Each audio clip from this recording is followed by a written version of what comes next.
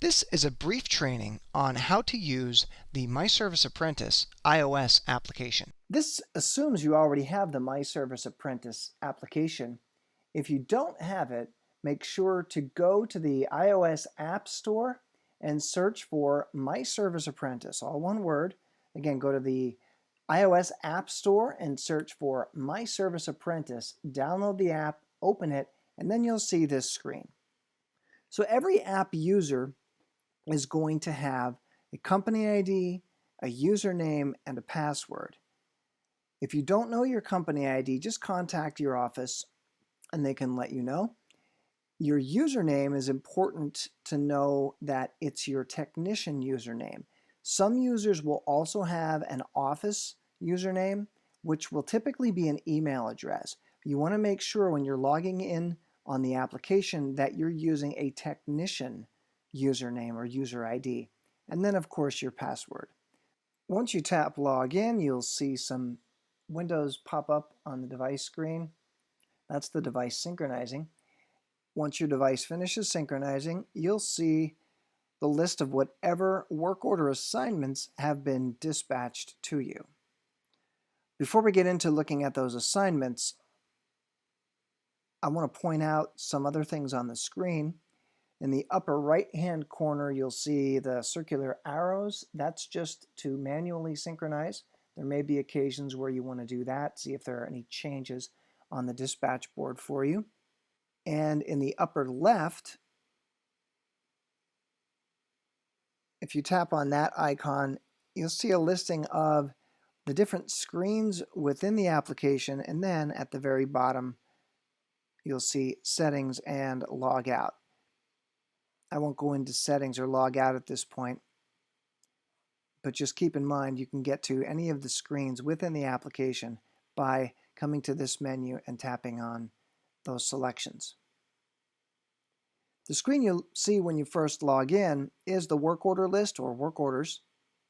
Technically, they're work order assignments, but it's the work order list screen. And to access a particular work order assignment, all you do is tap on that assignment.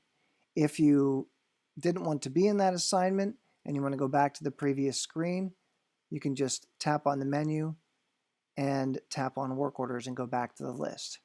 That can come in useful if you're just going through and previewing your different assignments. For instance, you want to see that second call to get an idea of what's going on.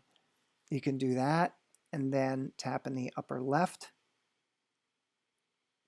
tap on work orders, and that will take you back to the work order list screen. Now we're going to work through that first assignment for Pops Realty. So tap on the assignment to access it. And now this is the work order details or the work order assignment details. And this screen is split up into different sub windows if you want to think of them those ways or that way. And you can see we have the call type, the date, when it was put on the dispatch board, and the time it was on the dispatch board, the description, and customer information, the address. If you want to get a map to the location, you can go ahead and double tap on the address, and that will pull up the maps. Again, if you want to get a map, just double tap on the address. Any phone numbers that are in here, if you want to call them, you can go ahead and tap on those, and if it's a valid phone number, it will allow you to call that. I'll tap on cancel to close that window. And more information down through here. And obviously you can just scroll from top to bottom or bottom to top to see whatever you need to see. In the top right-hand corner, you'll see a couple little icons, a truck and a pin. And the truck icon is to send the en route time or the en route time stamp. So before you put the vehicle in drive to head out to the destination, go ahead and tap on the truck. Again, that's en route. And you may have noticed a little spinning icon. It was very brief, but it spun there just for a moment in the middle of the screen. And now you'll see that the truck icon is grayed out and the number of the work order, that's what the little 35 is there, that's the number of the work order, that's turned orange or gold. That indicates that the en route timestamp has been sent. Now it gets sent back to the office, so any office staff that's viewing the dispatch board will be able to see that you've tapped en route, and they'd be able to see the time that you tapped en route. And on the dispatch board, the block turns colors to like a gold or a yellowish color to give the dispatch staff a visual that this assignment has been marked as en route. And then once you arrive on the job site, you want to tap on that little pin. It's actually meant to be a pin on a map. If you tap on that, you'll see that the work order number, or the 35 in this case, that turned green. The pin grayed out, and that indicates that the timestamp has been sent back to the office, and the office has been updated, and the block on the dispatch board will turn green, letting them know that you've arrived on the job site and that you are there to do what you're supposed to do. To go to the next screen, all you have to do is swipe on the screen. Like in most applications, just swipe from right to left.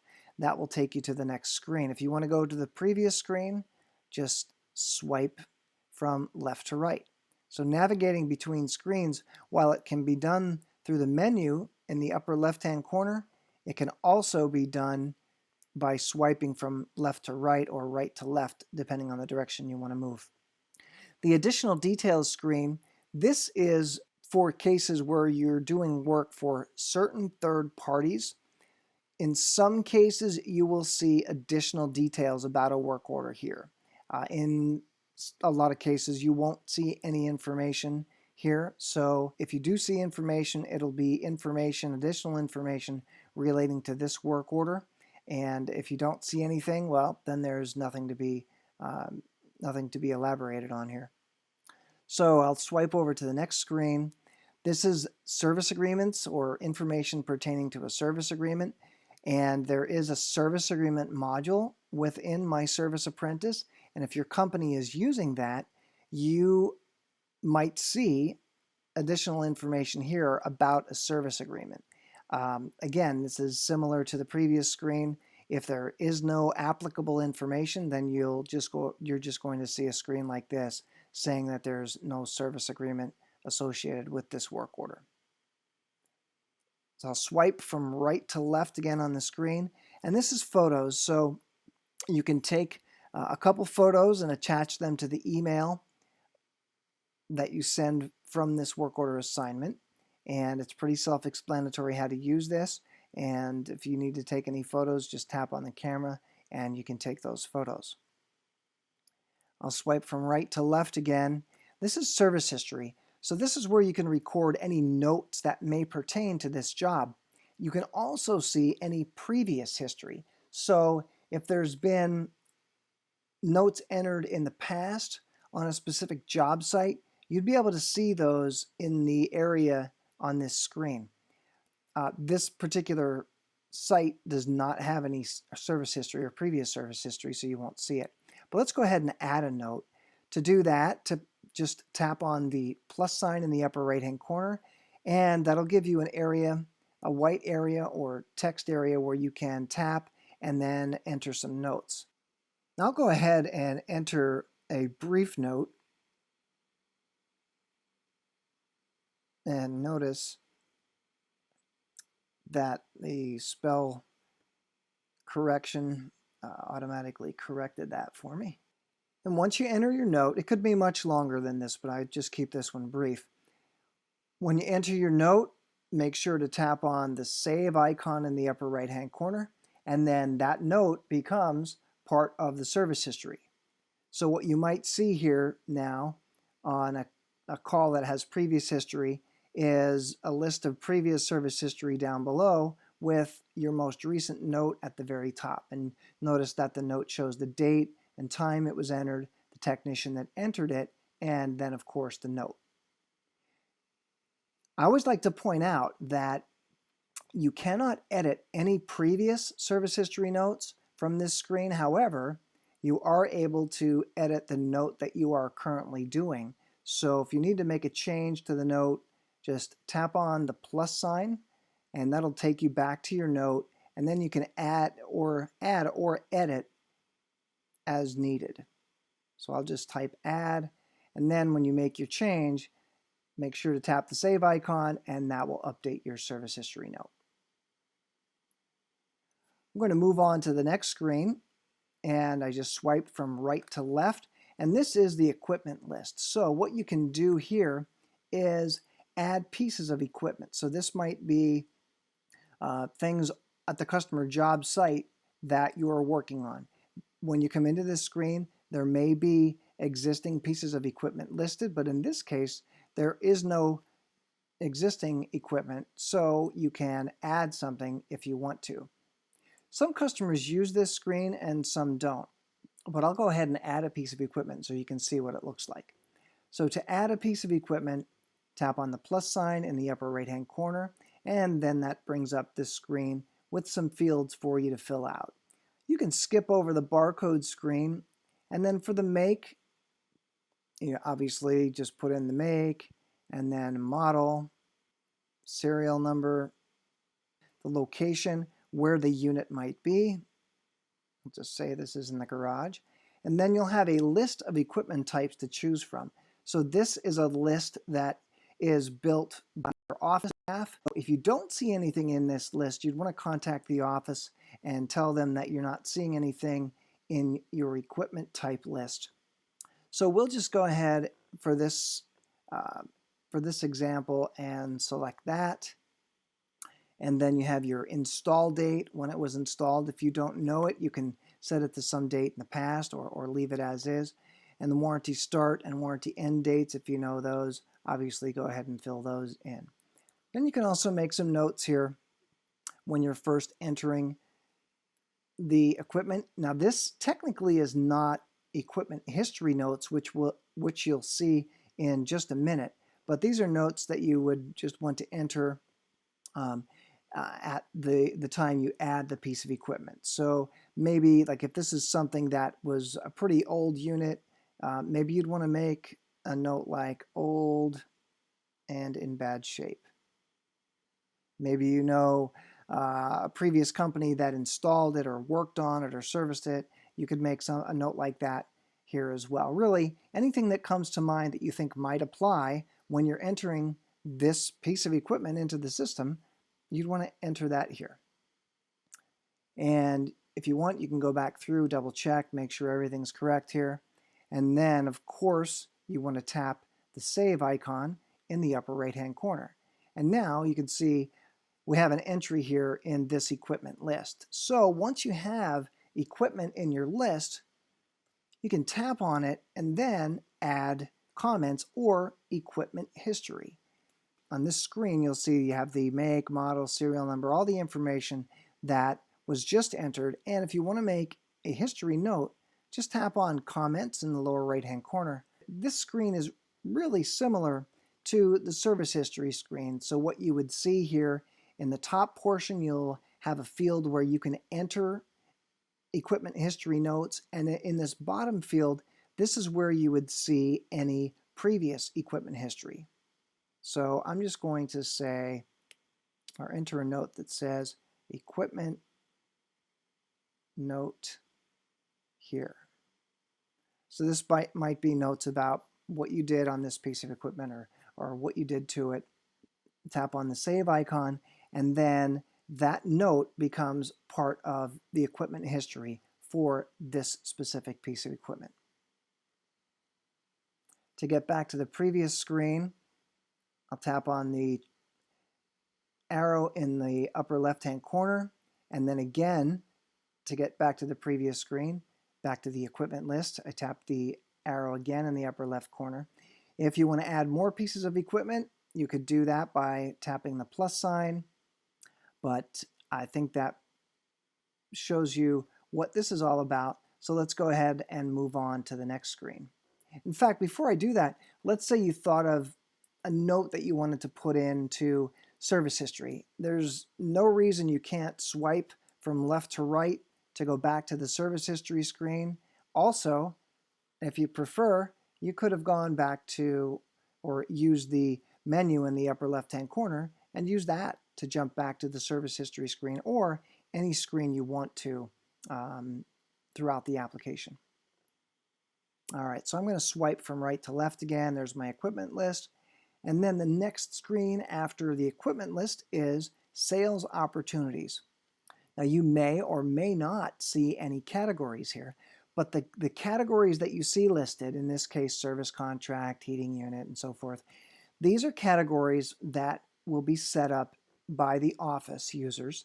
And let's say you have a customer that's interested in something that you're encouraged to sell or inform them about, such as a service contract. Maybe the customer says, hey, I'm interested in a service contract, or maybe you ask them if they're interested. If they are interested in a service contract or whatever is listed here, you can just tap on that slider there and slide that over to the right, and that selects service contract. Then you can enter a note down here, and maybe the customer said something like, have somebody give me a call after 5 p.m. So you could say, please call after 5 p.m. with more information. You can add additional notes there. Whatever information you would want to communicate back to the office. When you enter that information, make sure to tap on the save icon to save that. And that's just going to confirm that your information is saved. And what's going to happen then is once you finish out this call, an email is going to be sent to whomever the office designated with the information that you just collected so that this customer can be followed up with. I'll swipe from right to left again, and this is the invoice items screen. This is where you're going to enter whatever items you're using on the job. They may ultimately end up on an invoice, or it may just be a list of the items that you're using. You can this will often be referred to as your ticket as well. So to add an item, like with adding other things, you just want to tap on the plus icon in the upper right-hand corner. You'll see you have category, subcategory, search by, some different things to select here. You can search for items in a few different ways. I'll show you two. One way is to search by category. So you may or may not have categories. The categories are set up on the office side. So if you come in here and you don't see any categories listed, that just means that you don't have any categories to choose from. But if you do have categories, you can just tap on the category you want and then tap on the search button. And what that'll do is that'll show you all the items that are in that category, and you can select the one you want. So these are just tests. I'll select this top one, and it'll insert the item name. It'll insert a barcode, but you can just ignore that. And then there's a notes field if you want to make notes on this specific item. But the next one, description, this is what the customer is going to see. So this will populate or fill in there by default. And if you want to, you can change this. So if you want to edit this item description for whatever reason or add to it, you can do that. So I'll just go ahead and say item description.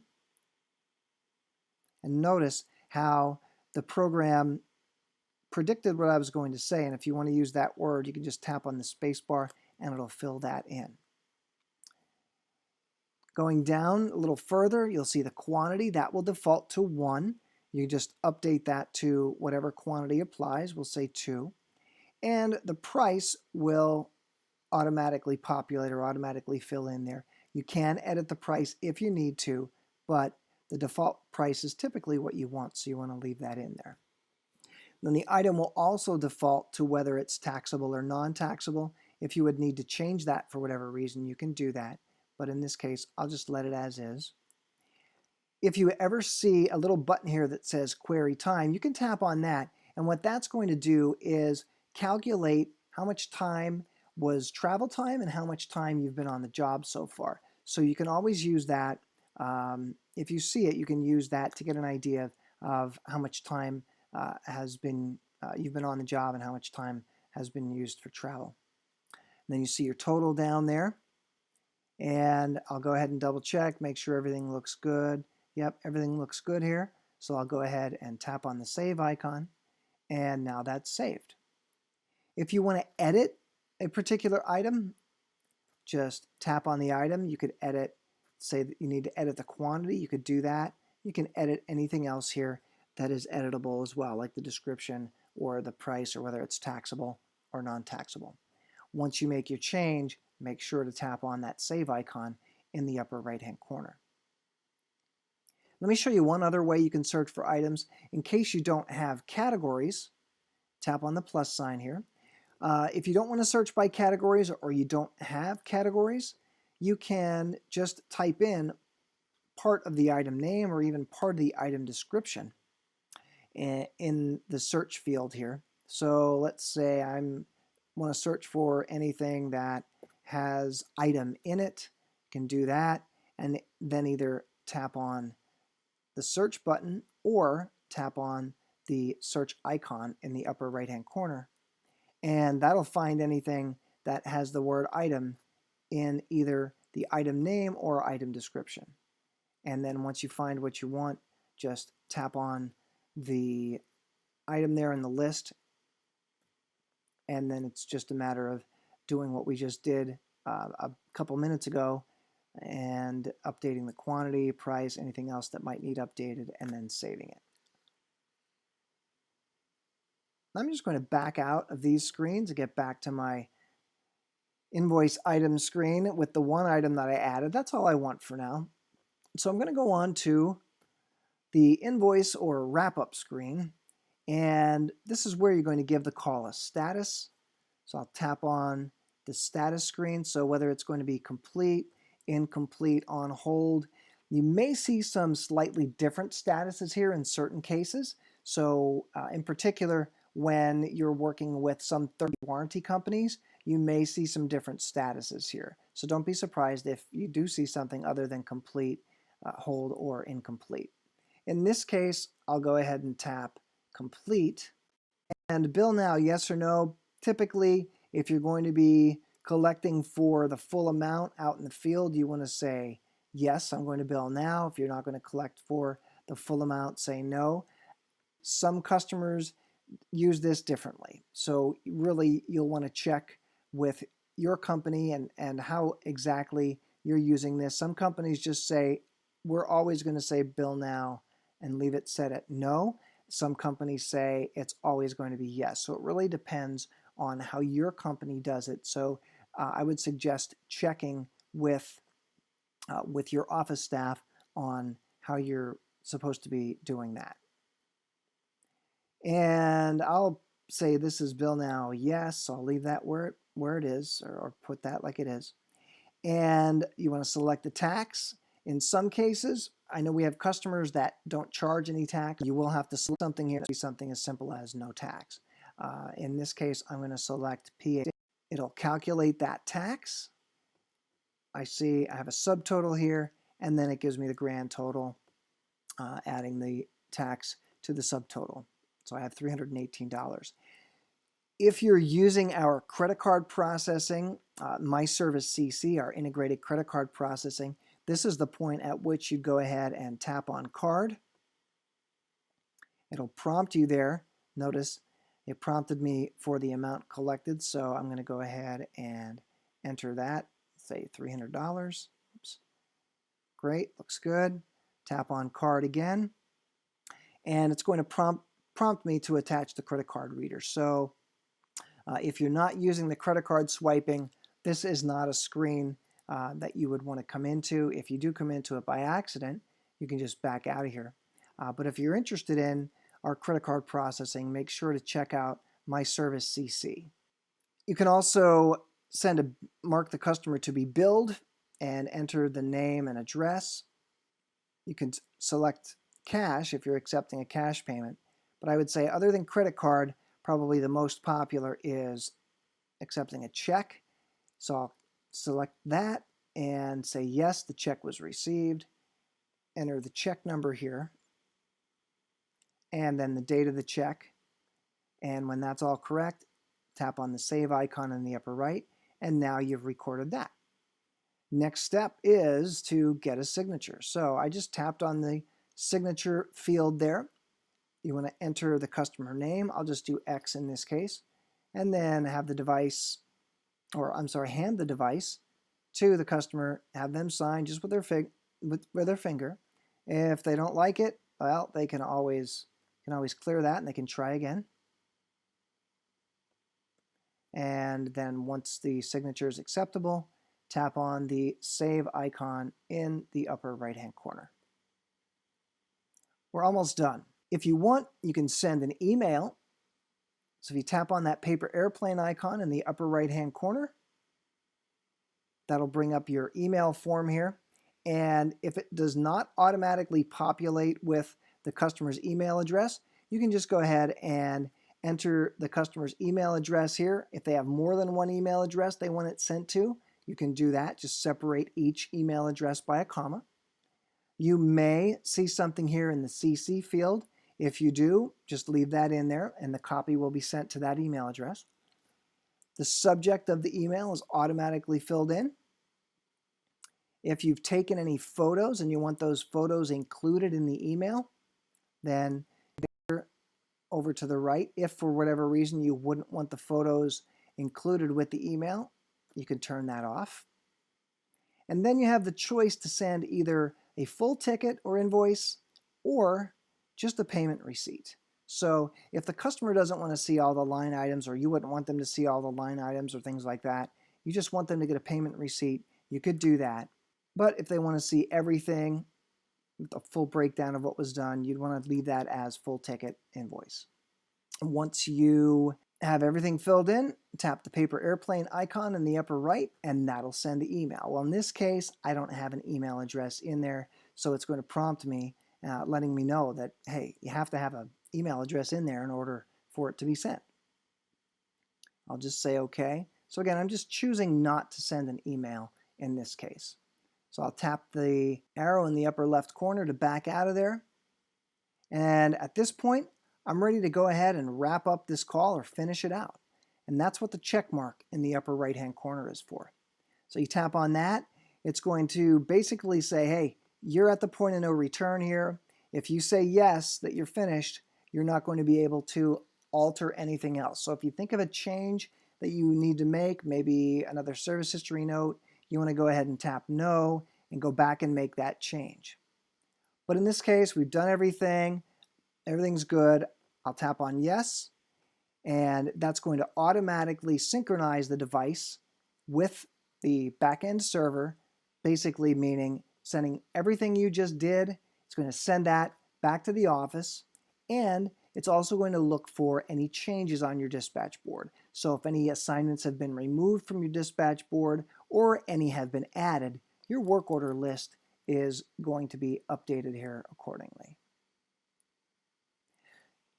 Well, that's a brief training here in how to work through a work order assignment on the iOS myServiceApprentice application. If you have any questions, feel free to chat with us at our website, www.myServiceForce.com. You can access that on your mobile device, and you'll see the chat option. So feel free to chat with us, or you can email us at support@myserviceforce.com.